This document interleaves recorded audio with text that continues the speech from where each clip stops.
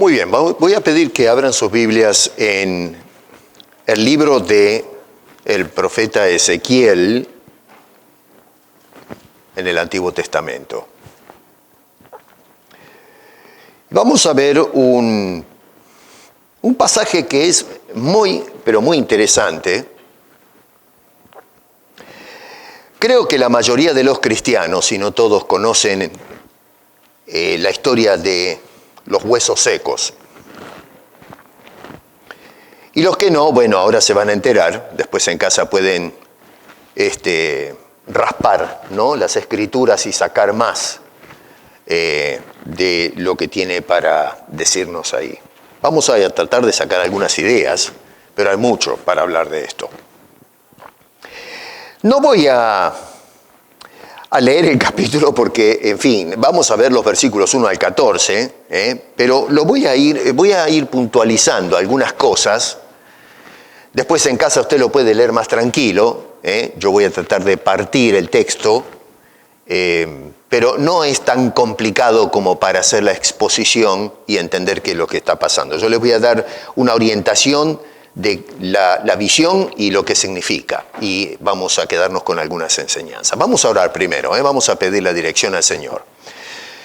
Padre, después de estos cánticos hermosos donde tu pueblo ha vibrado en pasión, porque lo que tú significas para nosotros es algo prácticamente indescriptible, y cada día que vivimos tenemos un mayor peso de gloria, debido a lo que eres y lo que has hecho con y en nuestras vidas, especialmente la vida que nos has otorgado en Cristo Jesús. Ahora que tenemos este tiempo de quietud y reflexión, pedimos la dirección de tu Espíritu Santo para darnos iluminación y entender tu santa y gloriosa palabra. Aplícala a nuestros corazones y te lo imploramos en el nombre de Cristo Jesús. Amén.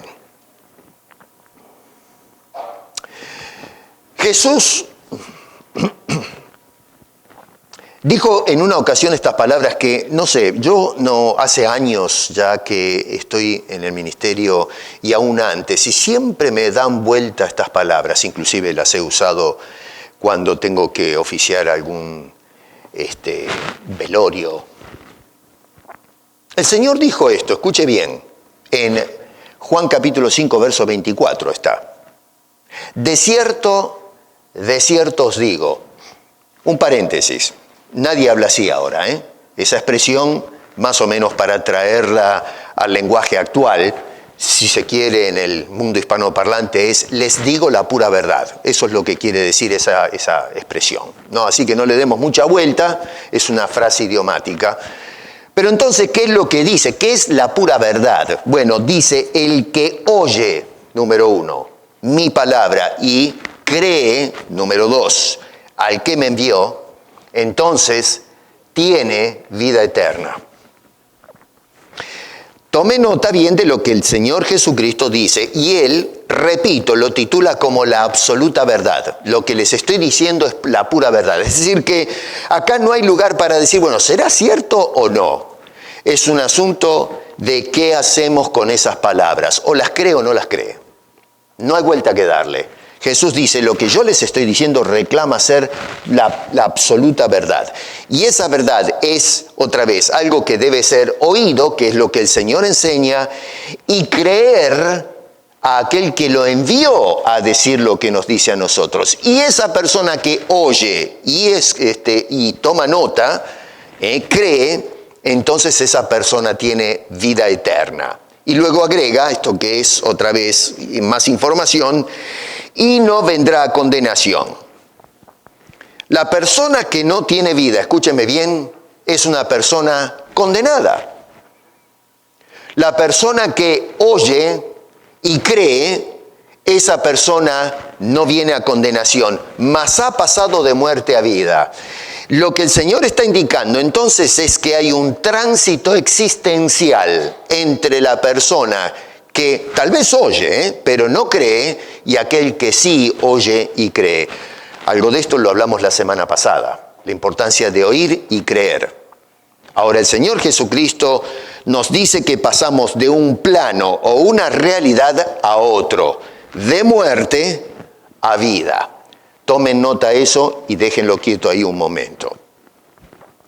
Este pasaje que tenemos acá en Ezequiel capítulo 37 nos habla específicamente de Israel. Noten ustedes que en el versículo 11 nos dice, síganme con sus Biblias, dice, me dijo luego, hijo de hombre, todos estos huesos son la casa de Israel. Así que no hay que darle más vuelta a la interpretación porque el mismo texto nos da la interpretación. Una de las reglas fundamentales de la interpretación bíblica, o si quieren la parte de la palabra técnica es la hermenéutica, es la Biblia interpreta la Biblia. Así que para los más avesados eso es lo fundamental. La Biblia interpreta la Biblia. Yo no soy un intérprete de la Biblia. La Biblia es que interpreta la Biblia. Dios interpreta su palabra. Ahora bien, la enseñanza que se dice, si bien es cierto que se habla del pueblo de Israel y el mensaje directo era Israel, sin embargo, la enseñanza se extiende a todos nosotros. Y lo que sucede acá en este capítulo y en esta sesión es que se nos muestra justamente las consecuencias fatales de tal vez oír pero no creer y aplicar lo que las Escrituras hacen con el corazón del hombre. Y justamente toda la escena que tenemos aquí es para mostrarnos las consecuencias de ignorar lo que la palabra de Dios tiene para decirnos, que fue justamente lo que pasó con el pueblo de Israel. Ignoraron las palabras de Dios y estaban ahora en una situación terrible. La ciudad de Jerusalén había sido totalmente devastada por la invasión de los babilonios. La historia nos muestra que fue un tiempo difícil. La gente fue llevada en cautiverio, todo tocó su fin. Los sueños que la gente tenía mientras vivían cómodamente en sus casas, a lo mejor haciendo negocios, los chicos yendo a estudiar a las escuelas en ese entonces, los maridos se iban a trabajar para mantener a la familia, las señoras en casa limpiando, todo seguía su rutina cotidiana, todo iba bárbaro hasta que al fin sucedió lo que la gente más temía, que era la invasión y la desintegración social. Y todo el mundo es llevado ahora cautivos. Lo que tenemos es un movimiento en masa de toda esta gente. Esta mañana estaba mirando un poco las noticias y tiraron una cifra de refugiados de Ucrania moviéndose a otros países que me dejó pasmado. 4 millones, y creo que el punto 4 creo que era, no recuerdo bien, pero 4 millones y pico de personas ya son refugiados. Hace un par de meses atrás esa gente estaba yendo al mercado a hacer las compras. Se estaban visitando. Las madres llevaban a sus chicos al colegio. Los maridos iban a trabajar, iban a pasear en auto o en bus o en tranvía. La vida era la de todos los días. Cada uno en su casa, en su departamento, iban al parque, llevaban a los perros allí a pasear. Y de repente todo eso se terminó. Y hoy no tienen casa, no tienen comida. Van con los trapos ya todos enmohecidos encima. Frío. En lugar extraño, lengua extraña. No pueden mirar al futuro. Todo es miseria, es destrucción. Todo quedó atrás. 4 millones y pico de refugiados. ¿Usted se da cuenta la magnitud de lo que está sucediendo? Bueno, en este caso, nosotros miramos eso en las noticias y nos quedamos con la mandíbula caída. En ese entonces, todos los sueños de la sociedad se vieron truncados debido a esta situación.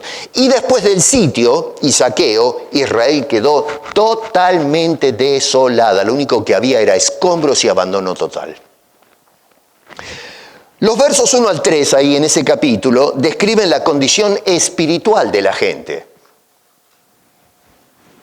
Dios declara al profeta Ezequiel que a pesar de la devastación y la condición miserable final de la gente debido a su actitud en cuanto a las cosas de Dios, sin embargo Dios, y fíjese bien, puede. Y no solamente puede, sino que lo va a hacer. Y esto es lo sorprendente de toda la escena. Dios puede hacer algo, pero de repente puede detenerse a hacerlo. Pero en este caso es que Dios puede y puede hacer lo que a la vista del hombre, de la gente que había perdido todo, parecía algo imposible, y es traer nuevamente a Israel a la vida espiritual que ya habían perdido. El mismo texto, como indiqué, nos da la interpretación. Verso 1, en la segunda parte del capítulo, dice: me puso Dios en medio de un valle que estaba lleno de huesos secos y, no quiero ser redundante, pero es para mostrarle cómo va la cosa, verso 11 dice: hijo de hombre, todos estos huesos que se mencionan en la introducción son la casa de Israel.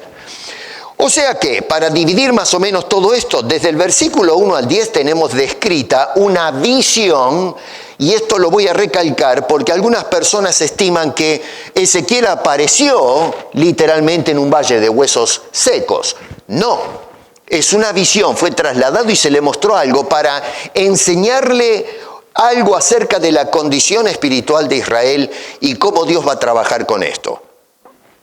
Así que versos 1 a 10 tenemos una visión que tuvo Ezequiel, y entonces en los versículos 11 al 14 se nos da la interpretación de esa visión.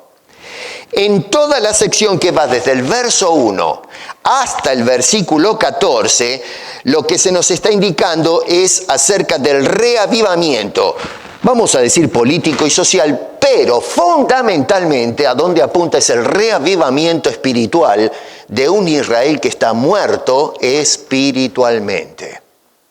Esa es la idea de toda esta narración que tenemos por delante. Y debido a eso, entonces, es una nación que, desde el punto de vista humano, no tiene esperanza. Si están muertos, ¿a mí qué puede esperar un muerto? Entonces, eso es el cuadro dramático. A mí, que cuando uno lee esto, se queda pasmado por lo que se describe acá. Pero bueno, para mí las palabras de Jesús son tremendas porque, a ver, está hablando en una situación en que las personas son descritas condenadas, sin vida, pero nos habla para mostrarnos que hay esperanza cuando nosotros venimos a Dios. Y en todo este asunto que se describe acá es justamente para un pueblo que está desesperanzado, perdieron todo, y como cuando Dios interviene, lo que no tiene futuro de repente comienza a dar lugar a la esperanza. Hay un hálito de luz que aparece en medio de todas las tinieblas en las que estamos sumidos. Así que por el poder, y ojo con esto, no por el poder del profeta o el poder de la predicación, sino por el poder de Dios, porque a fin de cuentas lo que tenemos acá es a un vehículo de Dios, que es el profeta, para indicarle al pueblo de Israel algunas cosas. En este caso lo que se enfatiza es el poder de Dios para otorgar vida a lo que está sin vida, a lo que está muerto. Digo esto porque escuché por ahí algunos predicadores que dicen: el poder de la predicación levanta a los muertos. Bueno, pero eso no es lo que está diciendo el texto. En ningún momento el poder de la predicación de Ezequiel levantó esos huesos secos. Es el poder de Dios que manda a este hombre a decir: habla, y entonces yo voy a hacer esto. Así que la atención está dirigida en Dios y no en el mensajero. Esto es importante recalcarlo hasta el cansancio, especialmente en el contexto donde hoy se glorifican a los expositores y no a aquel que los envía, que es el poder de Dios y su gracia. Ahora, en este texto se ve un papel preponderante del Espíritu Santo en la labor que hace Dios, que a veces se pasa por alto, no se toma en cuenta. Si ustedes se fijan en el versículo 1, el Espíritu de Dios es el que traslada y ubica en cuanto a la visión se refiere. Dice allí, y me llevó en el Espíritu de Jehová y me puso.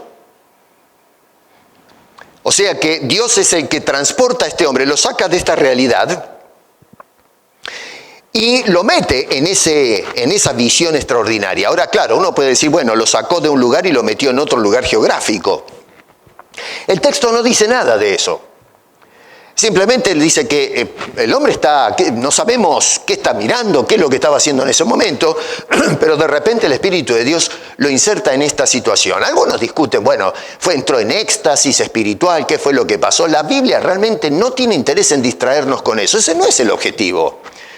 Entretenernos en tratar de buscar de qué es lo que pasó en lo místico, lo espiritual, es perder el tiempo, porque nos desenfoca del objetivo de lo que está pasando acá. Así que el Espíritu Santo de alguna forma actúa y puso a este hombre en esta visión, en este cuadro tremendo que se menciona acá. Número 2, verso 9, es un espíritu que está presente en todo lugar y se mueve. Dice, así ha dicho Jehová el Señor, Espíritu, ven de los cuatro vientos y sopla sobre estos muertos y vivirán.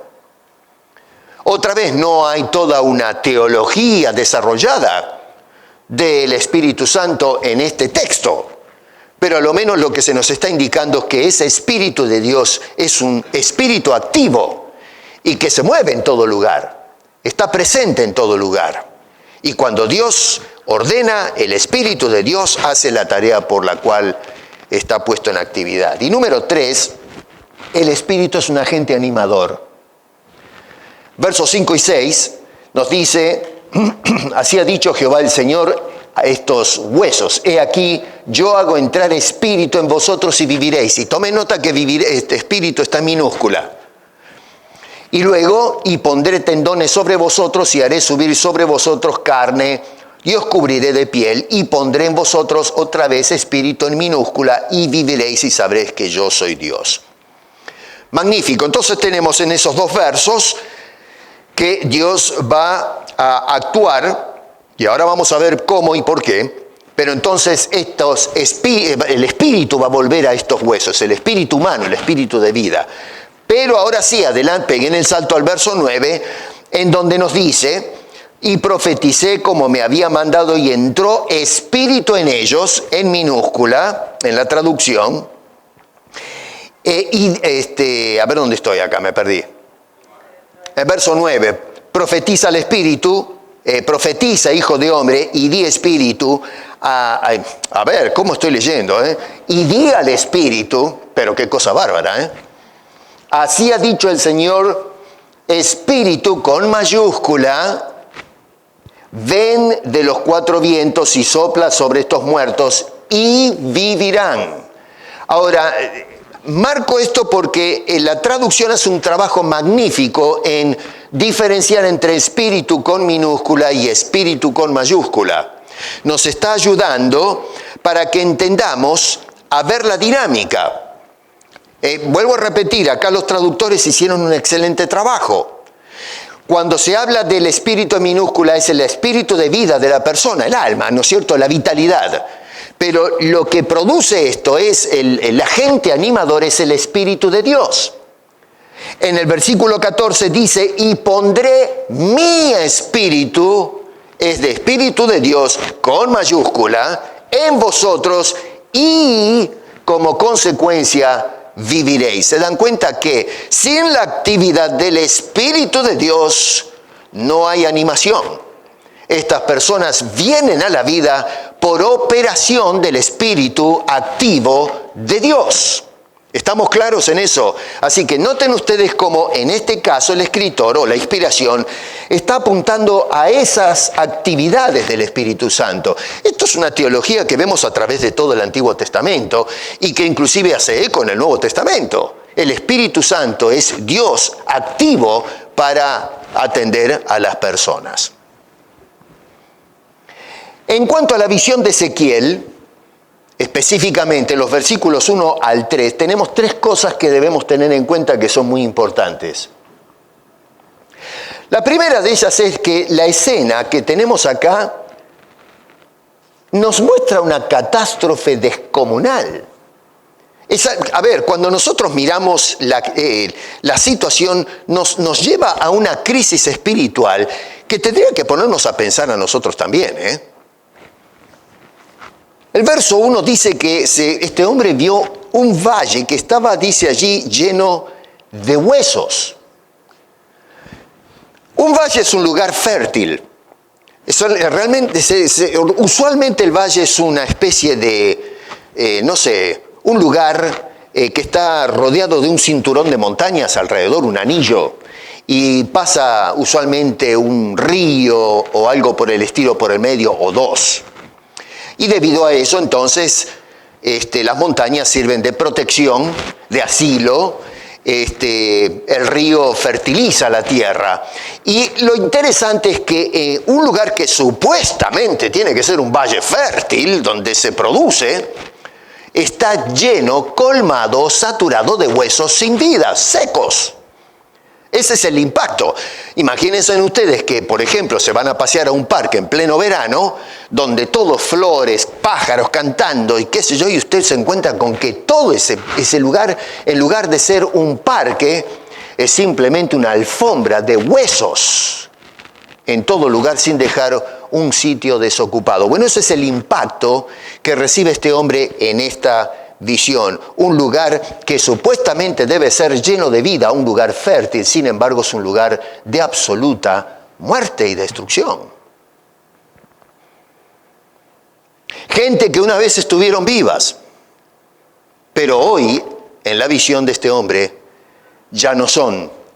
Son simplemente un residuo del pasado. Dice allí, en el verso 2, muchísimos sobre la faz del campo. No son unos huesos tirados ahí nomás. Hace muchos años, cuando todavía incluso no conocía al Señor, era muy jovencito, me gustaba ir a pescar. A mí me gusta pescar.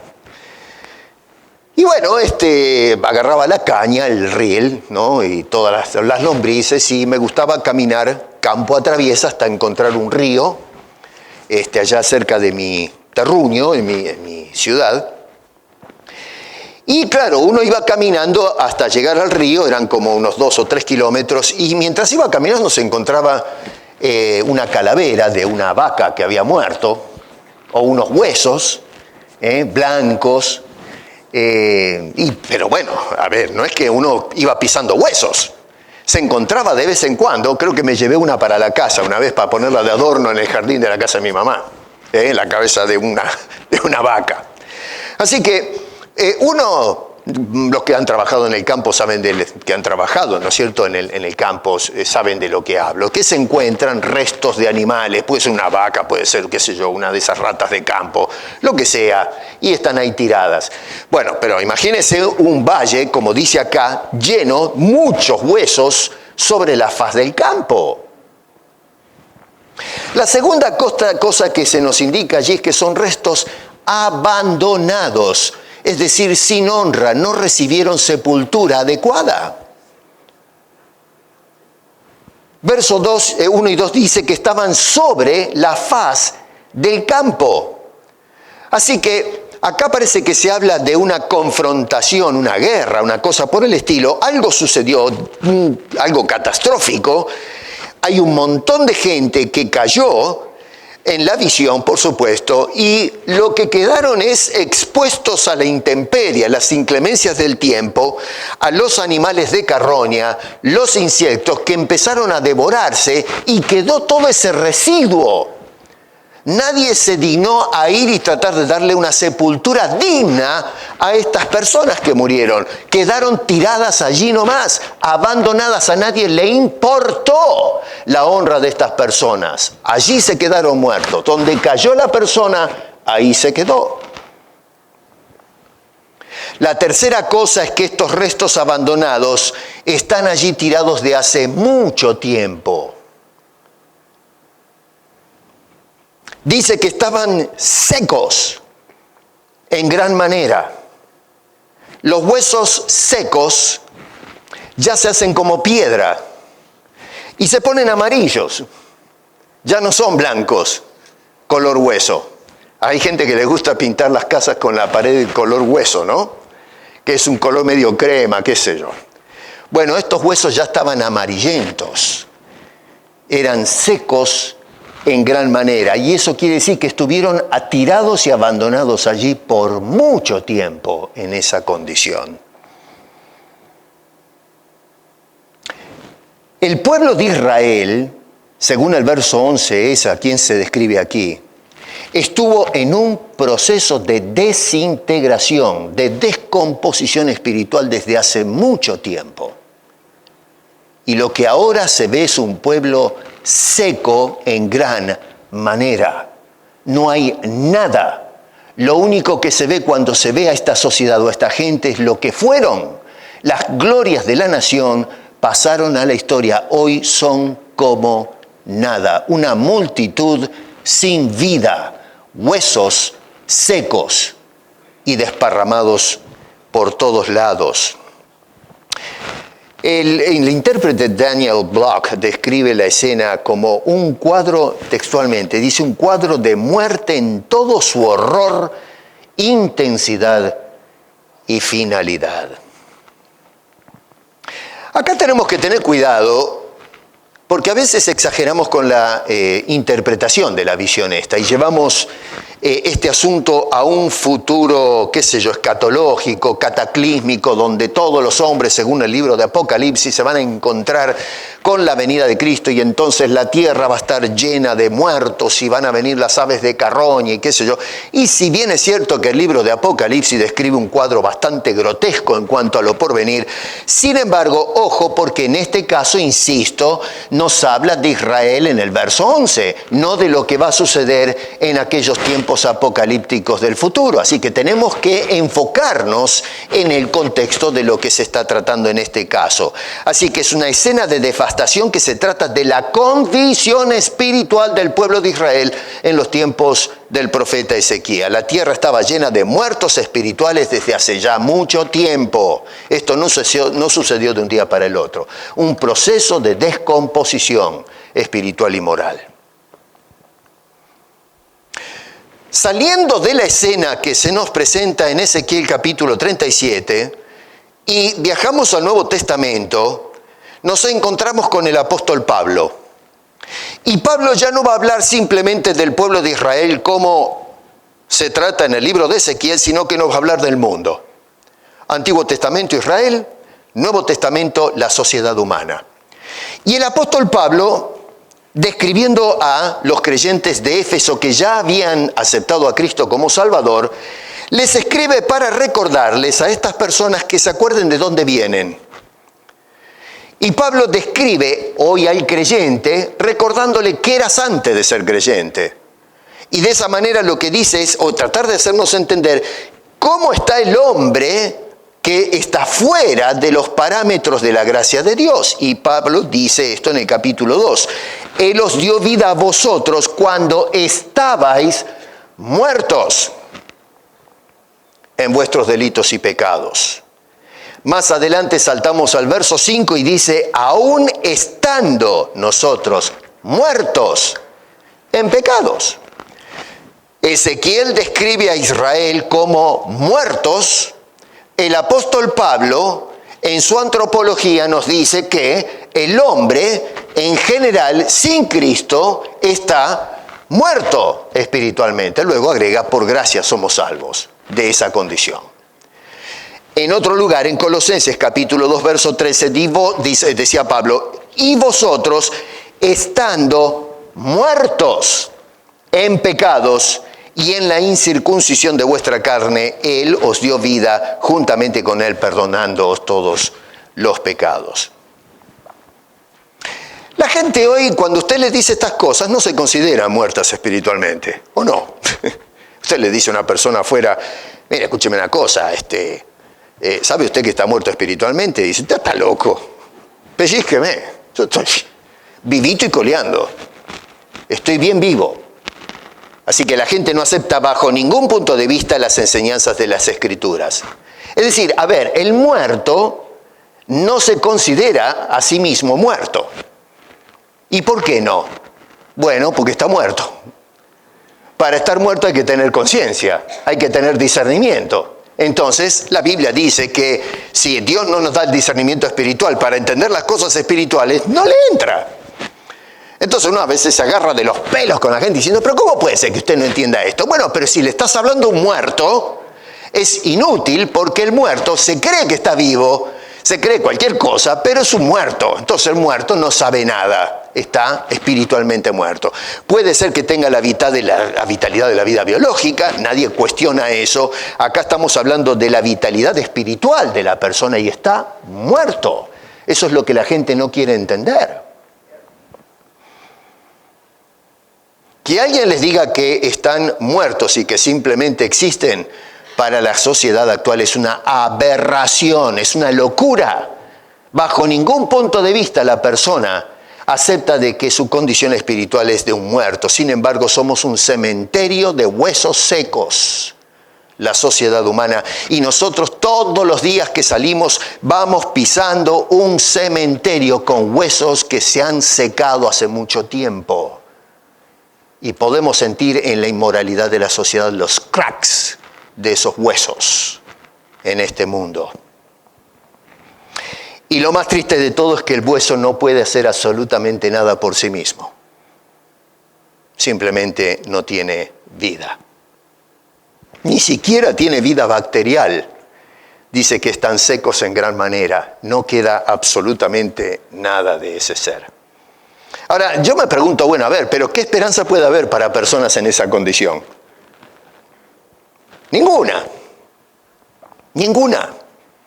El hombre puede pensar que hay esperanza en este mundo, hay un futuro para la sociedad. No. Yo a veces sueno un poco extremista cuando digo, no se ilusiones con la sociedad que va a ir para adelante. Hay personas que dicen, si cambiamos un poco la idiosincrasia de la sociedad y ponemos buenos políticos al gobierno, podemos salir adelante. Bueno, la Biblia dice que nunca va a suceder. Puede haber momentos de, una especie de luz en los esfuerzos humanos para establecer un mundo ideal, pero todo eso es meras ilusiones, es construir castillos en el aire.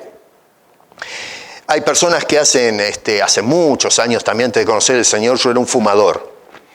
Y los que fuman, después de agarrarle la práctica al tragarse el humo y envenenarse, porque la verdad es que parte de mi problema a veces que tengo es porque me quedaron los residuos de haberme matado fumando. Todo lo que el hombre sembrare tiene que segar después, ¿no? Bueno, nos gustaba cuando éramos chicos o muchachos, era de hacer círculos, anillos en el aire. Los que fumaron saben, ¿no? Hagamos una pintada. Eso de que hacían barquitos como el Lord of the Rings o alguna cosa de esa, no, eso no. Pero sí hacíamos anillos, y la habilidad era ver quién hacía que el anillo sea más grueso, más grande y que se sostenga más. Y todo el mundo compitiendo viendo el anillo. Bueno, pero el anillo iba flotando hasta que desaparecía y dejaba de ser.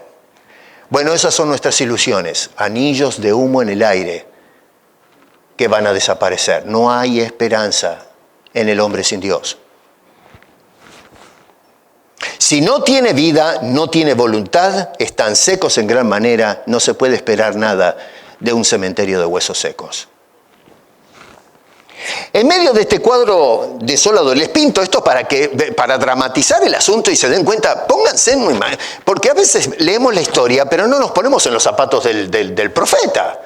Cuando Ezequiel estuvo parado allí, pisando todos esos huesos y viendo la inmensidad del valle, que supuestamente tiene que tener vida y está todo lleno de muerte, debe haber sido un shock para este señor. Bueno, en este cuadro aterrador, desmoralizante, Dios le hace a Ezequiel una pregunta que normalmente tendría una sola respuesta, lógica. Le dice Dios, hijo de hombre, verso 3, ¿vivirán estos huesos? ¿Usted qué le hubiese respondido? ¿Vivirán todos estos huesos resecos, endurecidos? ¿Tú crees que pueden venir a la vida? Si usted estuviese en esa situación, estuviese parado allí en medio de un valle cubierto de huesos y alguien le hace esa pregunta, ¿qué respuesta le va a dar a usted a esa persona? Obviamente no. ¿Vivirán estos huesos secos? ¿Qué van a vivir? Si ya fueron, podemos hablar del pasado, pero lo que es hoy, no. A mí me gusta la paleontología, me gusta ir a estos museos donde hay restos de seres extraordinarios, ¿no? Animales que vivieron en un periodo prehistórico. Me fascina eso. Y uno va a esos lugares y va recorriendo, tal vez con el panfleto o mirando las pantallas donde da un poco de descripción de el animal, donde vivió, cuántos años en el pasado, que son números tirados a la aventura para mí, ¿no? De millones de años y qué sé yo. Pero bueno, si alguien se le para al lado y dice, dígame una cosa, usted turista, ¿usted piensa que ese bicho puede salir caminando de acá? Usted no sé qué haría usted, ¿no? Yo si alguien me dice eso, yo empiezo a moverme por costado. Digo, este tipo está loco. Porque realmente no. O si van a un museo donde hay restos, momias, gente momificada, y viene alguien y le dice, ¿por qué no le predica a usted estas momias así? Háblele a la gente. ¿Usted qué hace? Yo ni siquiera hablo con el tipo, ¿eh? Me voy a tomar un café. Hay que tenerlo lejos, está loco. Bueno, el tema acá es que se le pregunta a este hombre algo que parece inverosímil. ¿Cómo es preguntarle a una persona que está parado arriba de un valle de huesos, decir, ¿tú crees que pueden levantarse estos huesos secos? La respuesta obvia es no, es un imposible. El hombre tuvo su momento glorioso antes de la caída. En el huerto del Edén, tuvo un momento de gloria precioso. Desde el momento en que ese hombre le dio la espalda a Dios, entonces pasó a ser un muerto espiritual. Dios le dijo al hombre en el capítulo 2 del libro del Génesis, del árbol de la ciencia del bien y del mal no comerás, porque el día que de él comieres, ciertamente, con eso le dijo Dios, que no te quepa la menor duda que esto es lo que va a suceder. No comas, porque te aseguro que esto es lo que te va a acontecer, ciertamente morirás. ¿Y qué pasó? Fue exactamente eso lo que sucedió. La serpiente dijo, no te va a pasar nada. Dios es un tramposo, no te está mintiendo, no va a pasar nada, dale para adelante, viejo. Y Adán y Eva hicieron eso, primero Eva, después Adán, y ciertamente, como dijo Dios, cayó el hombre espiritualmente. Eso es lo que nos dice el apóstol Pablo en el Nuevo Testamento, que estamos muertos en delitos y pecados. Pablo tenía razón. Y lo que veía Ezequiel en Israel tenía razón, era exactamente eso, un pueblo muerto espiritual de hacía mucho tiempo, no unos meses atrás. Desde la misma caída el hombre está muerto espiritualmente. El mundo es un mundo lleno de huesos secos.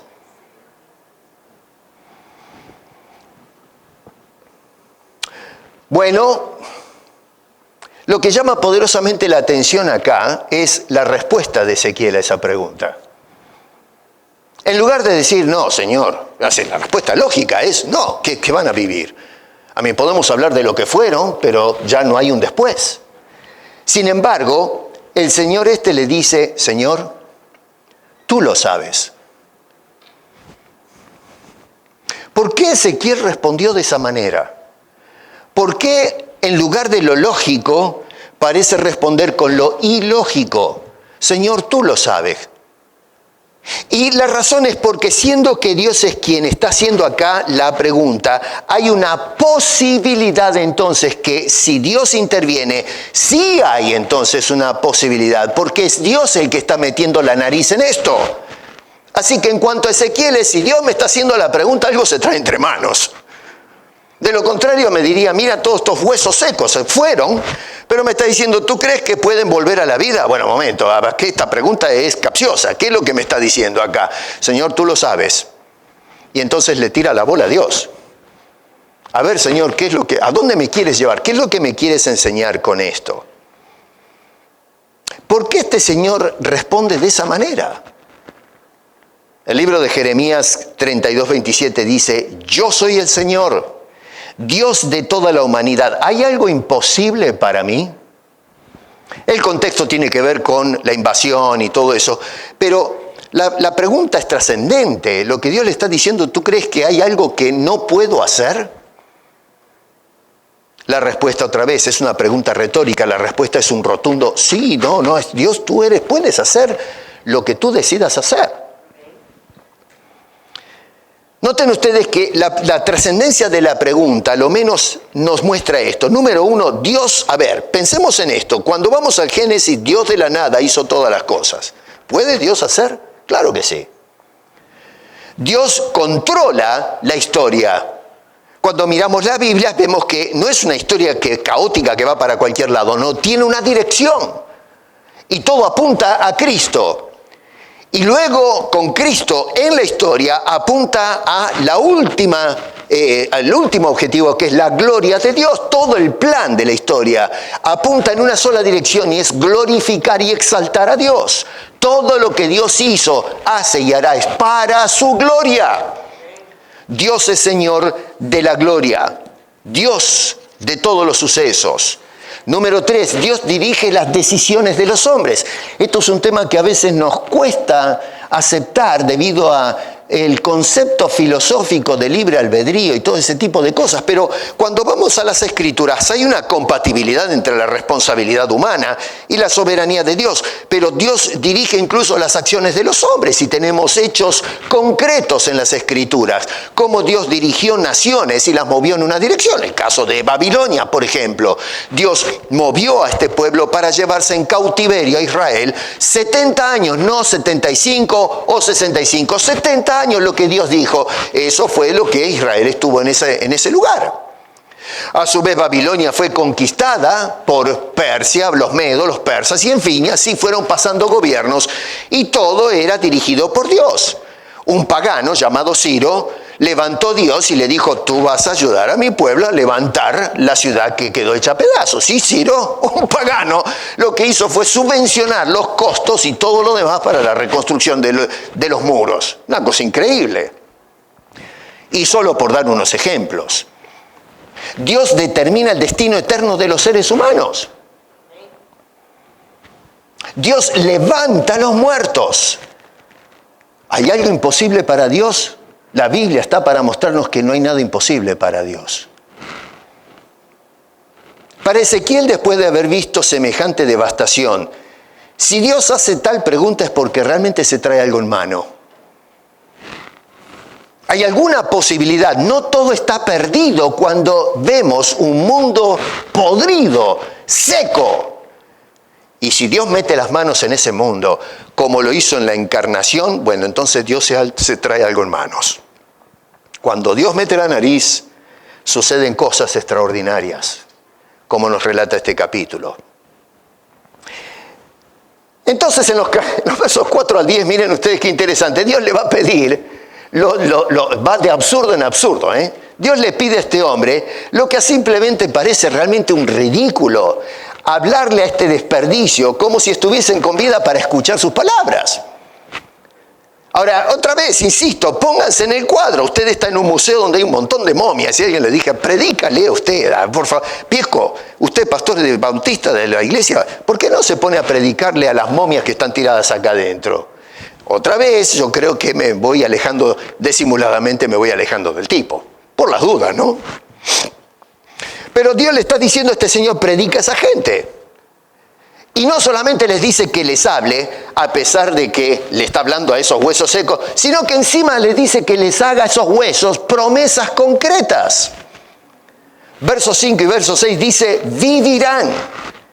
Y no solamente dice que van a vivir, después de la predicación, sino que además esos huesos van a adquirir conocimiento. Sabrán nada más ni nada menos que es Dios que manda a Ezequiel que es Dios el que hizo posible semejante cosa extraordinaria. Que Dios es un Dios de lo imposible. Que Dios, que podría haber abandonado como sucedió en la tragedia, esos huesos tirados en el campo, sin embargo, Él por gracia los va a levantar otra vez. En el verso 6 dice, sabréis que yo soy Jehová, y otra vez al final del verso 14 reitera exactamente lo mismo. Ezequiel ni ningún hombre tiene potestad para hacer lo que solamente Dios puede hacer. Y es levantar a los muertos para que adquieran conocimiento de qué clase de Dios es el que los levantó de esa condición.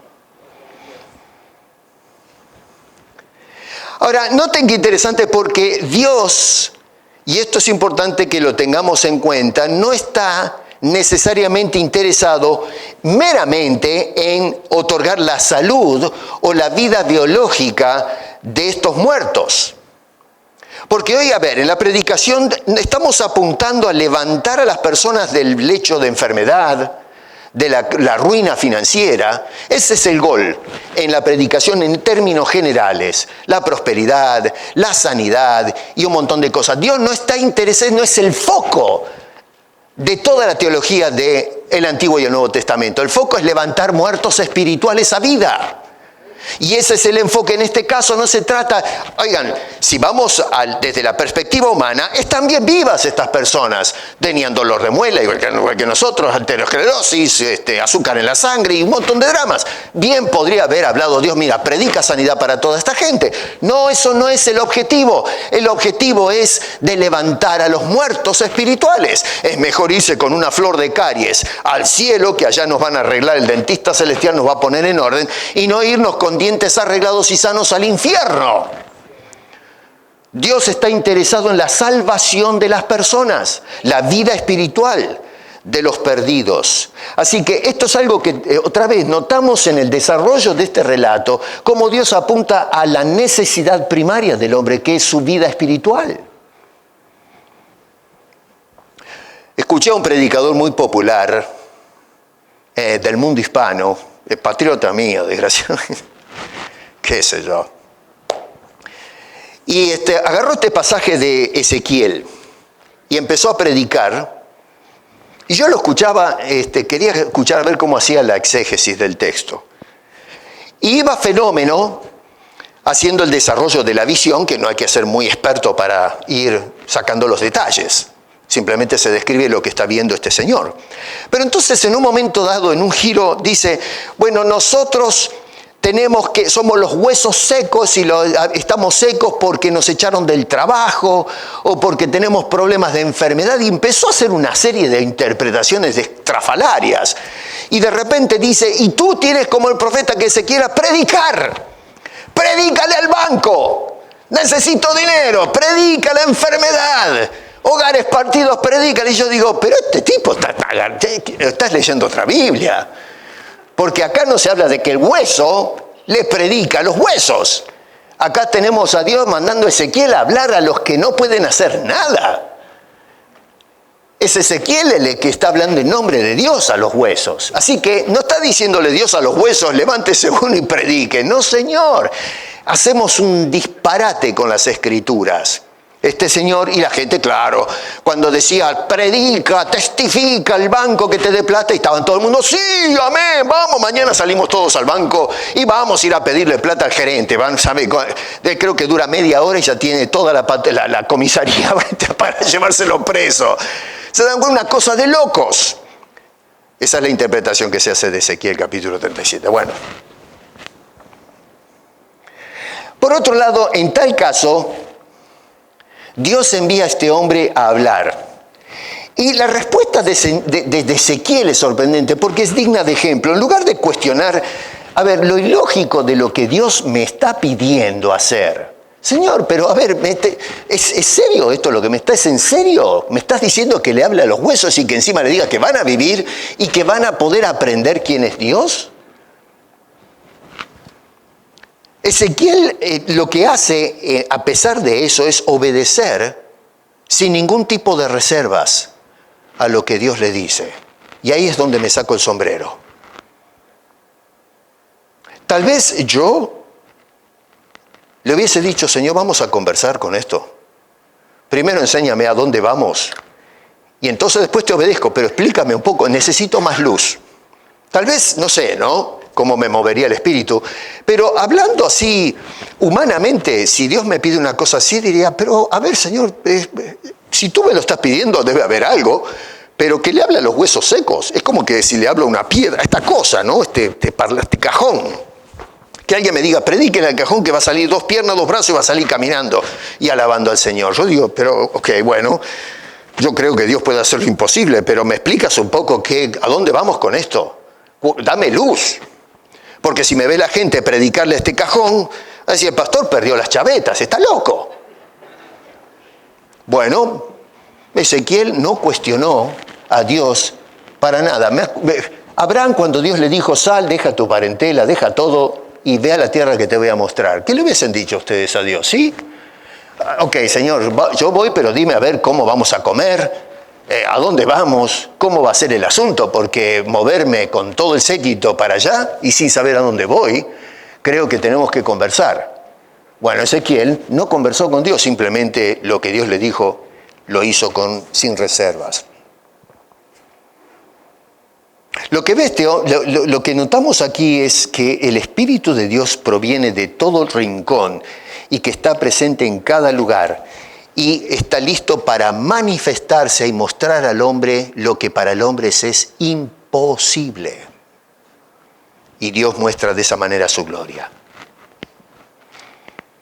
Y entonces acá empezamos a sacar algunas lecciones que nos dejan pensando y que podemos aplicar a la actualidad presente. Y esto es lo que quiero dejar con ustedes ahora. Por eso hice todo este drama delante de ustedes.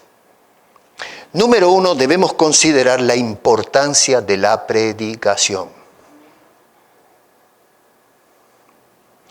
Y la importancia de la predicación no es el predicador, es el Dios de la palabra, o la palabra de Dios.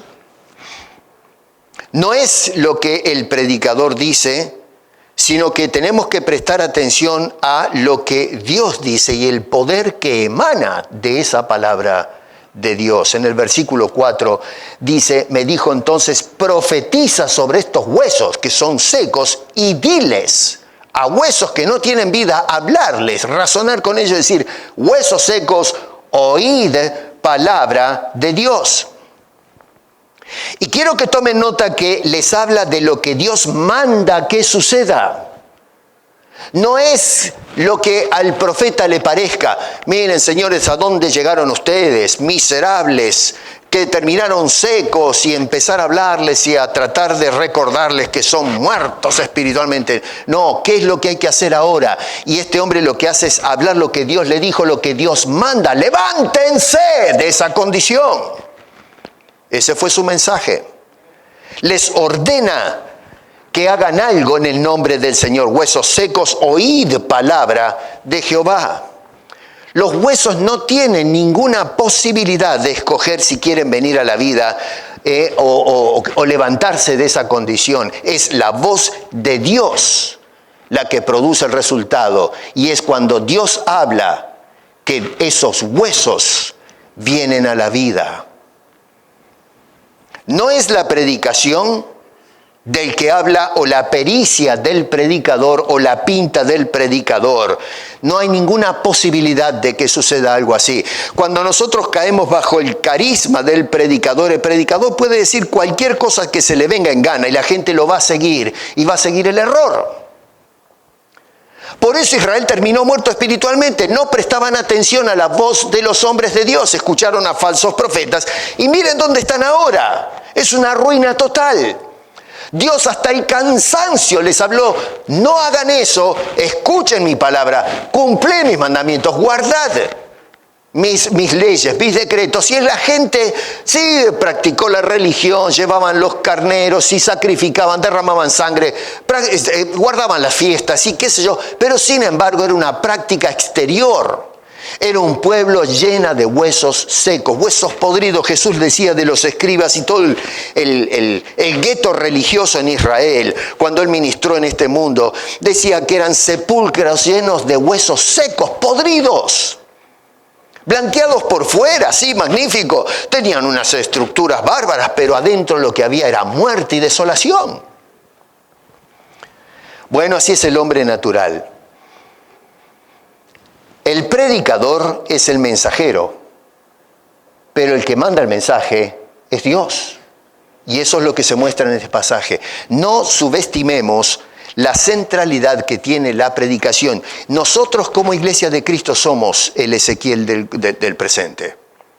No el que se para en el púlpito. Todos nosotros, la Iglesia, como cuerpo de Cristo, somos enviados al mundo para predicar a una sociedad muerta espiritualmente y decirles en el nombre de Cristo: el que oye mi palabra y crea al que me envió tendrá vida. Ha pasado de muerte a vida. No será condenado.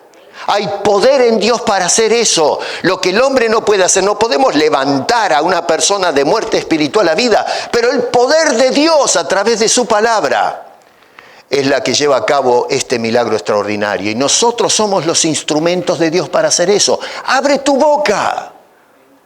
Profetiza, hermano. Habla con tus padres, con tus hermanos, tus amigos, tus vecinos, tus compañeros de trabajo. Abre la boca. Habla de Cristo, porque Dios nos envía para hablarle a los huesos secos y levantarlos en el nombre de Dios para vida eterna. En segundo lugar, la predicación que vamos a presentar tiene que estar centrada en el poder de Dios. Versículo 5, nota que dice: así ha dicho Jehová el Señor a los huesos, a estos huesos, he aquí, yo. ¿Y quién es yo? No es Ezequiel, es Dios. Yo hago entrar espíritu en vosotros y viviréis. El hombre no tiene ninguna potestad de ningún tipo o poder para hacer lo que Dios hace. Es un mero instrumento usado por Dios, pero no es el poder de Dios. Dios es el Dios de poder. Hoy muchos se jactan de tener el poder para hacer cosas. Esto lo hemos visto cuando estudiamos la serie de los milagros, la teología de los milagros. Y que hoy se enseña esto de que hay poder en la gente. No, Señor, el poder descansa y emana de la gracia y la gloria de Dios. El hombre es un mero instrumento usado por Dios para manifestar ese poder con el fin de dar vida espiritual a los muertos en delitos y pecados. Número 3, la relevancia de la regeneración para conocer debidamente a Dios. En el verso 6 dice: y pondré tendones sobre vosotros y haré subir. Es decir, va a empezar a regenerarse a ese hueso seco, traerlo a la vida.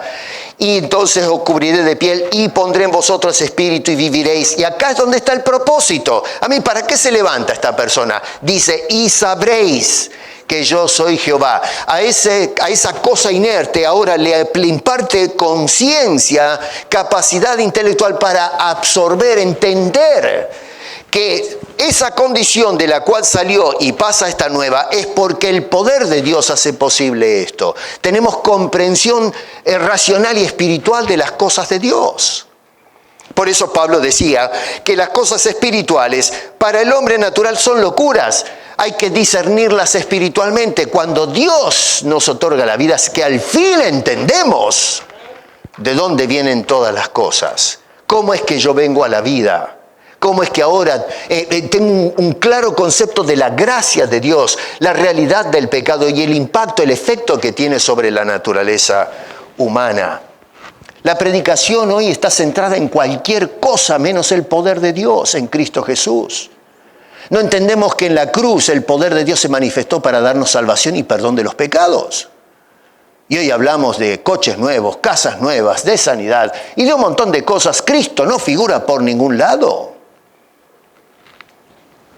Número 3, la relevancia de la regeneración para conocer en una forma correcta a Dios. No se trata de conocer cosas, sino conocer lo que es correcto acerca de Dios. Hoy día encontramos que se hablan disparates, pero cuando se habla de Dios, nada tiene que ver con lo que Dios ha revelado a través de su palabra. Ellos van a conocer quién soy yo cuando les dé vida. Verso 14, el Espíritu es otorgado por Dios, no es demandado por parte del hombre. Dice, y pondré mi espíritu en vosotros y viviréis. Un muerto no le puede demandar a Dios el Espíritu Santo. Dios otorga el Espíritu Santo y entonces la persona vive y comienza a comprender las cosas de Dios. Esto es teología básica que hoy se ignora por completo. Eso de estar demandando a Dios, dame tu espíritu, un muerto demandando algo, si está muerto. Pero entonces Dios es el que por gracia otorga la actividad del Espíritu Santo que nos trae a la vida. Y entonces sí, abro mis brazos y digo, Señor, gracias por tu salvación que no merezco. Yo, un muerto espiritual. Jesús dijo, de cierto os digo, el que oye mi palabra y el que cree al que me envió tiene vida eterna y no vendrá a condenación, mas ha pasado de muerte a vida. En esta mañana entonces mi pregunta es, ¿tú estás creyendo lo que dice el Señor? ¿O simplemente vienes a oír? Se escuchan muchos mensajes. Acá venimos a escuchar mensajes. Ponemos la computadora y escuchamos mensajeros. Pero ¿tú crees lo que se dice? Y cuando digo creer, no significa simplemente decir, sí, estoy convencido. No, el creer significa caminar lo que hemos escuchado. La persona que cree, vive porque cree. No es asunto de decir creo como un asunto de declaración doctrinal. No, cuando la Biblia habla de creer, implica tener obediencia a lo que dice la palabra de Dios. La razón del por qué el pueblo de Israel es descrito acá como un valle de huesos secos, como dice en el verso 11, es porque sí escucharon hasta el cansancio a Dios hablar por medio de los profetas, pero no creyeron, no aplicaron las cosas que enseñaron estas personas. Y es por eso que terminaron en esta condición terrible de miseria, de ruina total. Nuestros hogares se arruinan, la sociedad se arruinan, nuestros hijos se arruinan, el mundo entero está arruinado. Es una sartén llena de aceite hirviendo. Y la razón es porque tenemos la palabra de Dios, pero no la estamos poniendo en práctica y por eso se nos viene todo el mundo encima. Y ni hablar de la iglesia contemporánea, que debería ser el parlante de la voz de Dios al mundo y está fracasando grotescamente porque no estamos haciendo la labor profética. Estamos hablando de profetas y profetisas que lo que menos hacen es hablar la palabra de Dios al mundo para decirles a un valle de huesos secos, levántense en el nombre de Dios y conocerán su gloria. Hermano querido, es tiempo de hacer lo que hizo Ezequiel, no cuestionar a Dios y hacer, aunque nos parece imposible, hacer lo que Dios manda, porque Dios es un Dios de lo imposible. En el nombre de Cristo Jesús, hueso seco, levántate y vuelve a la vida y sabrás que Cristo es Dios y quien cree en Él entonces puede tener vida y vida en abundancia. Una historia, un suceso, una situación que a mí me dio mucho que pensar en esta semana. Dejemos de pisar huesos y romperlos. Parémonos en un rincón y empecemos a hablarles en el nombre de Dios. Y veamos cómo Dios hace la obra. Cómo en el nombre de Cristo comienzan a levantarse los muertos en delitos y pecados. Y veremos entonces gente sumándose a nuestras filas, enviados por Dios para predicar.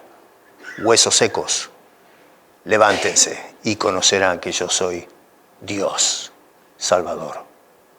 Padre, debe haber sido tremendo para Ezequiel, pensamos nosotros al mirar esto y trazar el perfil de esta visión extraordinaria. poder ver esta situación crítica y que Dios luego le diga, bueno, ¿sabes una cosa, Ezequiel? Todo esto son tus compatriotas. Y qué triste es ver que el pueblo a quien se le dio la ley, el pueblo escogido de Dios, terminó siendo un pueblo muerto espiritualmente. Nosotros vivimos en un mundo muerto en delitos y pecados. Y nos acostumbramos tanto a andar entre esos sepulcros, en este cementerio, que ya ni el olor fétido del pecado podemos captar. Nos acostumbramos y lo aceptamos y en el peor de los casos lo practicamos.